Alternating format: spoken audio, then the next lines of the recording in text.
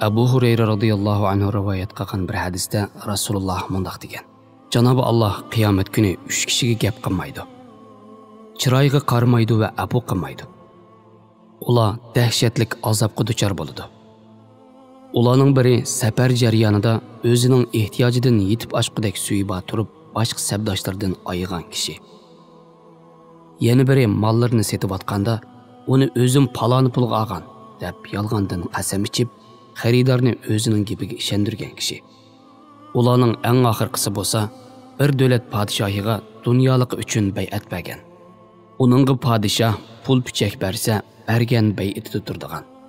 Bermasa bay'atidan yenib oldigan kishi. Hadisda deyilgan kishilarning baxtsiz kunlari mana shu 3 ishdan boshlandi. Qiyomat kuni Alloh taolo ularning hech qanday qadr-qimmatini qilmaydi. Ulardan rozi bo'lganligini ifodalagidek siliq-sipoy gaplarni qilmaydi.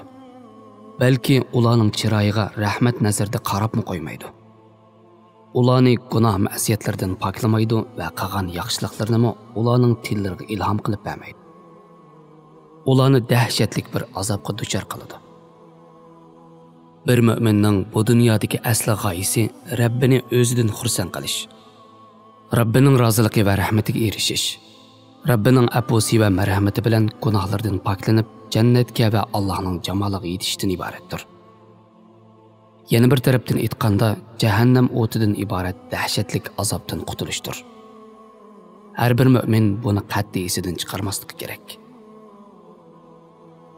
Suyimlik Peygamberimizning shu so'zlari tövenki Ayatul Karimdan ilingan. Allohga bergan ahdini va qasamlarni ozg'ini badalga tegishadiganlar oxiratda Allohning rahmatidan hech qanday nasibiga erishamaydi. Qiyomat kuni Alloh ularni xush qiladigan so'z qilmaydi. Ularga rahmat ko'zi bilan qaramaydi. Ularni gunohlardan poklamaydi. Ular qattiq azobga qoladi. Ali Imron surasi 77-oyat. Bu baxtsiz kishilarning tunjisi safar jarayonida o'zining ehtiyojidan yetib oshqudek suyi turib, boshqa safardoshlardan ayirgan kishi. U kishining baxtsiz bo'lib qolishining sababi bo'lsa, Allohning uningga ayimay bergan ne'matini boshqalardan ayishidir. Bu ahvol u kishining bakli bixsiq, o'zini o'ylab boshqalar bilan kori bo'lmaydigan shaxsiyatchi bir ekanligini ko'rsatib beradi. Bu sifatlar Janobi Alloh faqat yoqtirmaydigan yomon odat hisoblandi. Bu sababdan qiyomat kuni Alloh taolo uningga sen ehtiyojingdan ortiq suying bor turib, uni mening bandalarimdan ayiding. Menmi bugun sendan rahmatimni ayayman deydi. Ikkinchi baxtsiz kishi bo'lsa, oxirat melini emas, dunyo melini topaman deb kishilarni aldashdan xijil bo'lmaydigan kishilardir. Bu kishi asr namozidan keyin qorong'i tushishga oz qolganda, ya'ni bozorlar taqilay deganda, shundaqla bozordagi odamlar bozor taqilishdan burun savdoligimni tugatib olsam bo'ladi degan jiddiy bir paytda, bu molni palon pulga o'zim oldim yoki paloni pulga bermagan edim deb qasam ichish orqali mollarga xaridor to'plagan. Amaliyotda ahvol u degandek bo'lmasa-mu, xaridorni aldashga uringan. Natijada oq ko'ngil kishilarni o'ziga ishontiradigan yomon niyatlik bir tijoratchi. Bu kishimi o'xshashlan bu qiliqlari bilan Janobi Allohning g'azabiga uchraydi va uning roziligiga erishamaydi.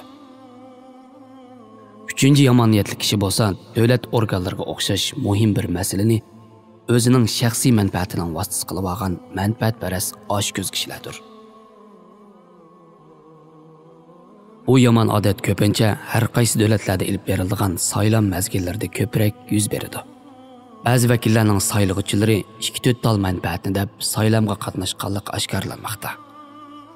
Bo'libmi millat vakili, shahar boshliqlari saylamiga o'xshash masalalar odatda din va davlatga bevosita aloqador bo'lganlik uchun u xil turdagi ishlarda qat'iy shaxsiy manfaatlar ko'zda tutilmasligi.